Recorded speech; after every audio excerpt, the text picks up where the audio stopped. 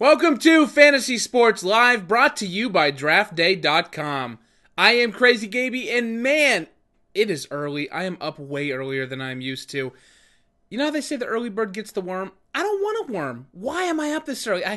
Anyways, I won't go into it. I'm tired. If I start to trail off and fall asleep and wake up in the middle of this video, just know that is why. I'm going to do my best to get through this. No promises, though. Absolutely zero promises. Albert Pujols hit career home run number 500 last night. He's got a ways to go, though, before he pays off that massive 10-year deal with the Angels. But one thing is for certain, he is still Albert Pujols. You can still count on him, especially against left-handed pitching this season. Jose Fernandez, known affectionately as the Defector, struck out 14 last night. Kid is dominant.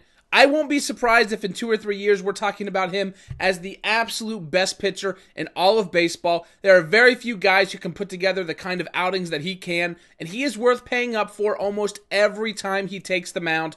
Don't skimp on your starting pitching and target Jose in at least some of your tournament lineups. As we suspected, Carlos Gomez was suspended for 3 games. Well, I suspected he would be suspended. I wasn't sure how long the suspension would be or how tough Major League Baseball would be on him, but they decided 3 games was a fair amount.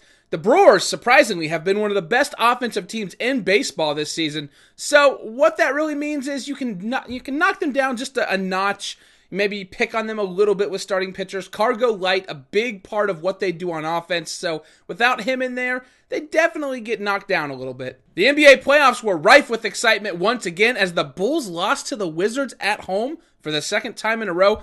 I didn't see this coming. I don't know what's going on. The Bulls, they're tenacious. They've been one of the best teams since the new year. They've been absolutely downright amazing, to be honest. I don't understand how they dropped 2 games to the Wizards at home. They just can't score enough points. Unfortunately, I think if the Wizards keep it up, it's going to be an early exit for the Bulls. One of my pet teams as well, so a little bittersweet, little single tear dropping down my face. My Raptors pulled it off, though, and that's all that really matters in the end. They evened the series at 1-1 against Brooklyn, and I still have faith. I think they can get it done. I think they're one of the best teams in the Eastern Conference. And DeMar DeRozan finally got it going last night. He's not going to have too many games like he did in Game 1. I suspect he's going to be a major factor in this series moving forward. Looking at Major League Baseball tonight, I think your top pitching option is going to be Michael Wacha hurling against the Mets. The Mets, of course, one of the worst lineups in the majors. Their best bat is right-hander David Wright, who doesn't even get the handedness advantage tonight. And I think for $16,900, he can be the definitive ace that anchors your lineup. Kyle Lewis for $12,800 is a very affordable complement versus the Padres. The Padres, of course, one of the worst hitting teams in Major League Baseball. And Kyle Lewis, he's not a strikeout master. He doesn't have, the massive upside that some of the other pitchers do. But he will put together a quality outing. He'll make sure you don't get a bunch of negative points for runs taken away. And all in all, he's just a cheap guy you can pair with your major starting pitcher that you go after. Looking at batters we're going to pick on tonight, or rather the pitchers we're going to use the batters to pick on with. Robinson Cano stands out against Jared Cozart. And really, all the left-handed Seattle bats stand out. Now, I know we've recommended it before. It hasn't actually been working out, but bear with me. You got to go with the larger sample size over the small one. And Robinson Cano crushes right-handed pitching, especially bad pitching from a guy like Jared Cozart. He's only $10,650 today. I think he's one of the better candidates to dong this evening. Junior Lake for the Cubs against Wade Miley is only $7,500. If there's one player for the Chicago Cubs that I want to take against a weak left-handed pitcher, it is Junior Lake. Target him. Make sure he's in your lineups. And lastly, another player I'm excited about, Matt Joyce for the Tampa Bay Rays.